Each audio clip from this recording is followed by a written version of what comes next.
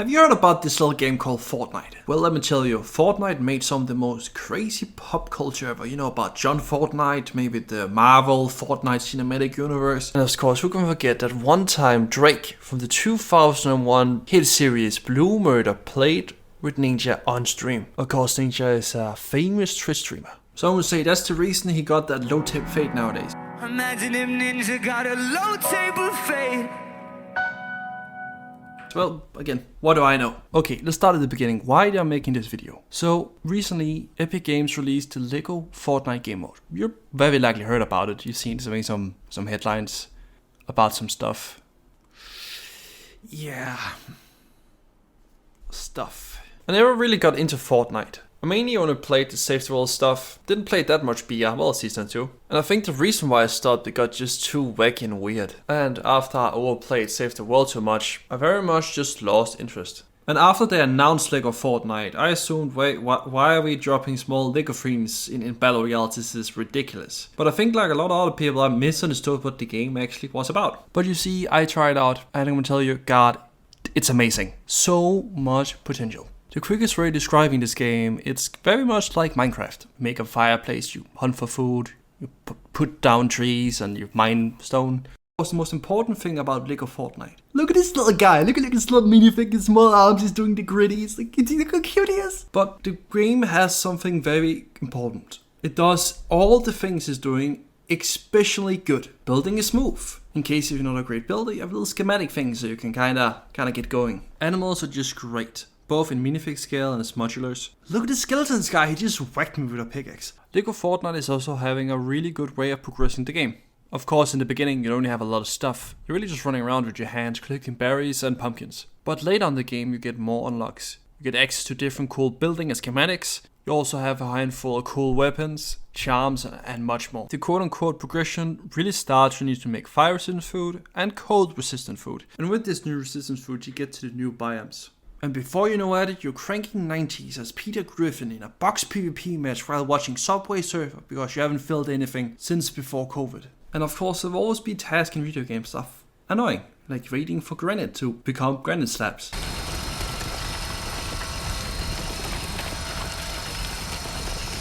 I hate this. But fear not, Lego Fortnite got a solution. You can get your villager to kinda get to your house like Animal Crossing characters and just make him collect it. It's that easy. Because I'm Danish, I kinda have to know about Lego. It's my blood. It's what we do. We trade our currency in studs. That's how you buy things in Denmark. And of course, as everybody know, our capital city is Legoland. It's just how it is. It always been Legoland, always will be Legoland. It just is. But what I kinda realized, these pre-schematics looked a lot like things I've seen before. So I did a little bit of digging. I found so many similarities between some of the older Lego sets and the sets Lego Fortnite uses as schematics. So the first one is the Asian-inspired temple. I think it looks very much like set 7419. It's on the screen right now. Yep. And this is the reason why I kinda realized it. I used to own this set. Of course, it is multiple billion pieces, but I used to own this set. You have no idea how cool this is to me. And a lot of the castle schematics looked a lot like the old castle sets from the 80s. Of course, it will be set 6080, but it didn't stop there. So, kind of to understand, if you not happen to know anything about Legos, a lot of the Lego pieces are getting updated over time. Maybe there's a specific type of brick that kind of is exclusive to a set.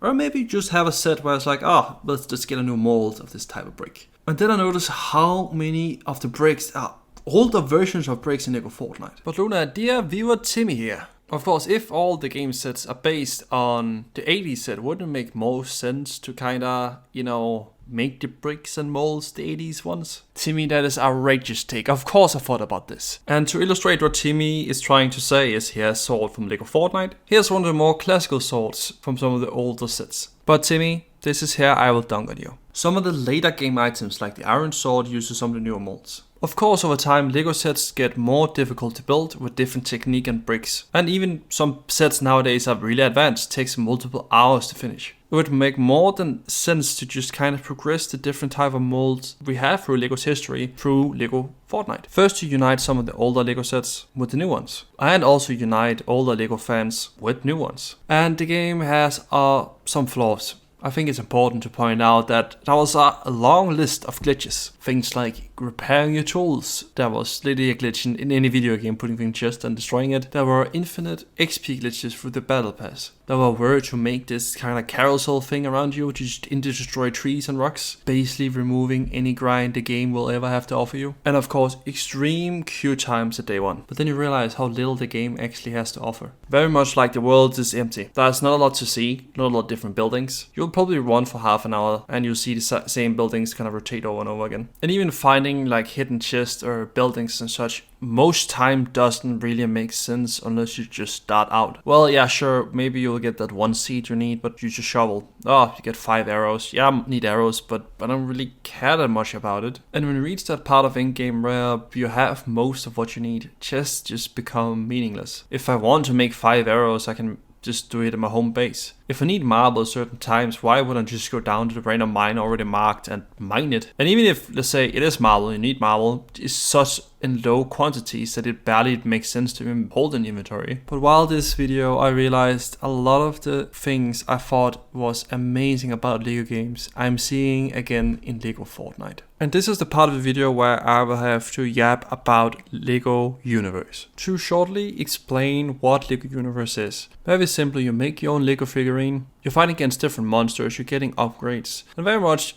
it's the World of Warcraft of Lego. And little me, loving both World of Warcraft and Legos growing up, this was the perfect game. It had everything I wanted, and I was praying. Little me went to bed every day and prayed that we were gonna get a Lego Star Wars type collab in the game. But growing up in the late stages of capitalism, there was not enough players or money to make the game financially successful for the Lego group. And of course, January 12th, sadly, Lego Universe got shut down. And I was devastated. And of course, a game I don't know much about. Lego Worlds was the second game kind of after Lego Universe released. The 1st of January and didn't really do much at all. Got a handful of updates. It also seems it got pulled by Lego Group. And with this knowledge, it kind of broke the fourth wall for me. Because I am not sure if it's gonna keep going and being good. Or suffer the fate like Lego Worlds and Lego Universe. But before we get too sad, hear me out. I was clearly watching Lego Fortnite through rose-tinted glasses. Of course, you have to remember it's still a new game. And even just now I heard there's a new update on the way that will add a lot new stuff to the game. Even if it's just a handful of mobs, maybe a new schematic here and there, and at best case,